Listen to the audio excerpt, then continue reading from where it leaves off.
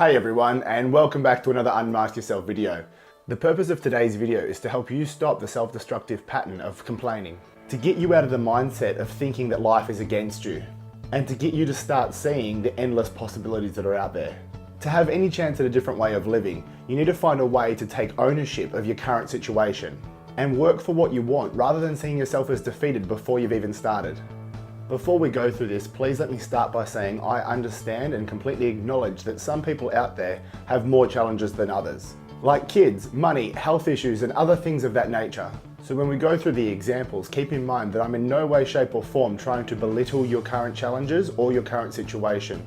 I'm simply trying to show you that regardless of them, your goals are still achievable. With your current challenges and situation, it may take longer for you to achieve your goals than it might for somebody else. And as unfair as you may feel that is, you need to accept it if you're ever going to turn your complaints into life-changing actions. If you'd rather achieve the things that you're currently complaining about, you need to let go of how hard you've got it and how easy it may be for other people. Your life is the only life that you can control, so that's the only thing that you need to put focus and energy into. Okay, so now all that's been said, let's get started. Here's 3 examples of complaints I've heard people make in the past, and a few examples of solutions to overcome those complaints. Example number 1, I want to go back and study to achieve my dream job, but it's too hard being a single parent. Example number 2, I want to start my own business, but there's too much competition out there, so what's the point? And example number 3, I want to travel more, but I don't have enough money to do it. So let's go through and break down each example one at a time. Example number 1, if you want to go back and study, but you have kids, you'll need to factor in some form of childcare. This might also mean needing to find some part-time work to also cover the expenses of the childcare. You'll most likely need to study part-time as well, as the financial and time demands of full-time may not be achievable for you with your children. The complaints in response to that may also be, but if I'm working part-time and studying part-time, I'll never get to see my kids. And studying part-time will mean that the course will take twice as long. My response to that would be that you will still get to see your kids. It'll just come down to you making sure that the time you have with them is more quality time. And yes, you're right, doing the course part-time will mean that the course will take twice as long. But in the end, you'll still achieve your qualification, and twice as long is better than not at all. Now let's go through example number 2. Most industries do have a lot of competition. That's a part of being in business. You just need to apply yourself, research your industry, and if need be, get a business coach that'll help you with your specific needs. And the complaints in response to that could be, I wouldn't know where to start when it comes to researching my industry, let alone making sense of the information when I find it. And I'm not getting a business coach, they're just a waste of money. They just give the same information to every person they work with.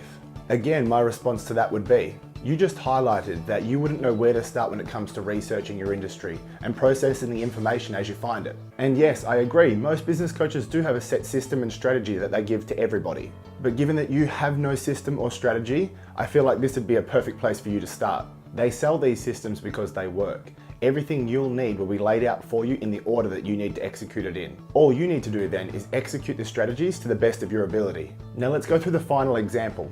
So you want to travel, but you don't have the money for it. You could start by finding additional work to supplement your income, or working with your current income, setting aside $10 to $20 each week to build up some form of savings. The complaints in response to that could be, I'm not going to work a second job, I'd have no life and I'd never get to see any of my friends. And what's the point in putting $10 to $20 away each week? It'd be forever before I could even go on a holiday. My response to that would be, that's completely fine. If you're not willing to sacrifice your social life to supplement your income, then that's completely up to you. But you will need to factor in that your current income doesn't have a lot of expendable cash. So $10 to $20 may be all you can put away.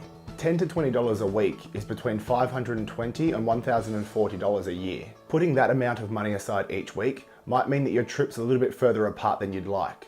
But having them further apart is better than not going on any trips at all. The issue with all of this is all that you're doing is making excuses as to why you're not willing to do the work, make the sacrifices, and be patient enough to achieve the things that you want in life. It's easier to complain and to blame the cards you've been dealt for the reason why you don't have the life that you want, rather than taking ownership of the things that you're not doing to make it a reality. The examples I've just given are only 3 of thousands of excuses that people have. Use these examples to get you thinking about your complaints and what you're not doing to overcome them. You're the only person that can change your life, so you need to decide whether you're going to keep complaining or step up and start taking action. Here's a few simple steps on how you can turn your complaints into positive outcomes. 1. Find what it is that you're complaining about. 2. Break down your complaints and start finding solutions for your challenges. 3. Map out what it is you need to do to integrate these solutions into your life. 4. Accept that there is going to be some level of sacrifice for you to achieve your goal. 5. Get in there and execute it. And 6. Be patient. It's not going to happen overnight, but by you sticking it out and putting in the work, you will achieve your goals, which is better than it never happening at all.